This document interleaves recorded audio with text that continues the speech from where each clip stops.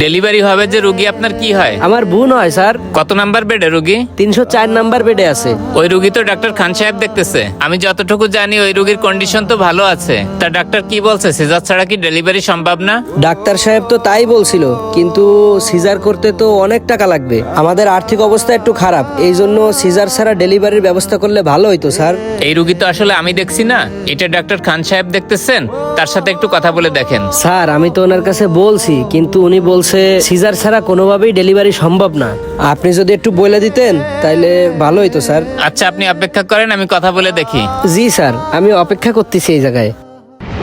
Sir আরো একটা রোগীর সাথে কথা হয়েছে, বিকালেই আসবে না তারা। ডাক্তার খান সাহেব। জি ডাক্তার সাহেব বসেন। 304 নাম্বার বেডের রুগী তো আপনি দেখতেছেন? হ্যাঁ আমি দেখতেছি। তা ওই রুগীর কন্ডিশন তো দেখছি ভালো আছে। সিজার ছাড়া কি ডেলিভারি সম্ভব না? না না, সিজার ছাড়া ডেলিভারি সম্ভব না। আর এই রোগী তো আমার অবজারভেশনে আছে, আপনি এত মাথা কামাচ্ছেন কেন?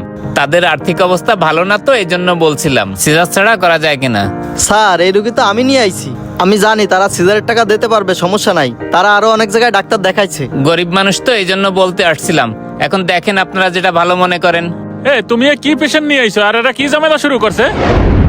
শোনেন, আমি ডাক্তার সাহেবের সাথে কথা বলে আসছি। তা উনি আমাকে বলছেন যে নর্মাল ডেলিভারি করা সম্ভব না, সিজার করা লাগবে। এখন আমার তো আর কিছু করার নেই। যার মাধ্যমে আপনি ভর্তি হয়েছেন তার সাথে একটু কথা বলে দেখেন, যান। আচ্ছা ঠিক আছে স্যার। তুমি কি একটা রোগী নিয়ে আসছো? এ তো সিজার করাই দিয়ে যাচ্ছে না, আর তারা বিভিন্ন ডাক্তারের কাছে যাই উল্টাপাল্টা কথা বলতেছে। স্যার আপনি কারো কথা শুনেন না, আপনারাতেই তো সবকিছু। আপনি বলবেন যে সিজার ছাড়া এই রোগীর ডেলিভারি সম্ভবই না। স্যার আমার বিষয়টা কি করবেন? তুমি থাকো কই? তোমার তো খুঁজেই পাওয়া যাচ্ছে না। তোমাদের ফাইলপত্র সবকিছু রেডি, এখন তাড়াতাড়ি সিজারের জন্য প্রস্তুতি নাও। স্যার সিজার করানোর জন্য তো মেলা টাকা লাগবে, আমাদের আর্থিক অবস্থাও খুব খারাপ। আপনি যেইভাবেই হোক সিজার ছাড়া একটু ডেলিভারির ব্যবস্থাটা করেন স্যার। তুমি কি ফাইলামি করতে আইছো? রোগীর কন্ডিশন ভালো না, বারবার বলতেছি এই রোগীর সিজার করা লাগবে। ভাই আপনি বুঝতেছেন না কেন? রিস্ক নিয়ে আপনার বোনের যদি কিছু হয়ে যায় তখন কি হবে?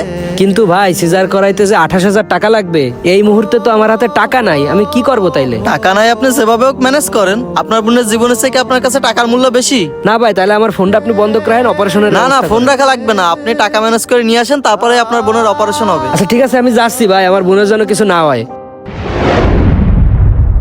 স্যার আমার আপন বড় ভাইয়ের ওয়াইফ, আমার বড় ভাবির ডেলিভারি হবে, তাই বিষয়টা আপনি হ্যান্ডেল করলে ভালো হইতো। তা ডাক্তার খান সাহেব কোথায়? তুমি তো ডাক্তার খান সাহেবের ঘনিষ্ঠ লোক। স্যারের কাছে গেছিলাম, সে বলছে সিজার ছাড়া ডেলিভারি সম্ভব না। আর আমি তো আপনাদের হসপিটালেরই স্টাফ, আমার বিষয়টা একটু দেখেন। তোমরা তো সব পেশেন্টের ডেলিভারি সিজারে করাও, তাই এখন কি নিজের লোক এই জন্যই কি সিজার করতে চাচ্ছ না?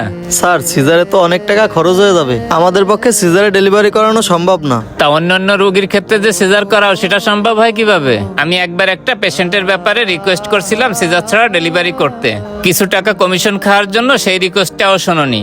এখন নিজেদের বেলায় এখন বোঝো কেমন লাগে? স্যার আমার ভুল হয়ে গেছে, এরকম আর কখনো হবে না, আমার বিষয়টা একটু দেখেন। শোনো, এরকম অনেক মানুষই আছে যাদের আর্থিক অবস্থা অনেক খারাপ। এই জন্য মানুষের সিচুয়েশন বুঝে তারপরে কাজ করতে হয়। অসুস্থ মানুষ আমাদের হাসপাতালে আসে সেবা নেওয়ার জন্য, তাই এইসব সেবামূলক কাজে কমিশন আর ব্যবসার চিন্তা করলে হয় না, বুঝছো? জি স্যার আমি বুঝতে পারছি, আর আমার ভাবির বিষয়টা আপনি একটু দেখেন।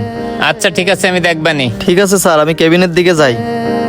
হসপিটালে যায় মানুষ সেবা নেওয়ার জন্য, কিন্তু কিছু হসপিটালের ডাক্তার এবং স্টাফরা এইসব রোগীদের অসহায়ত্বের সুযোগ নিয়ে ব্যবসা এবং কমিশন বাণিজ্যে মেতে ওঠে। এইগুলা করা কখনোই উচিত নয়।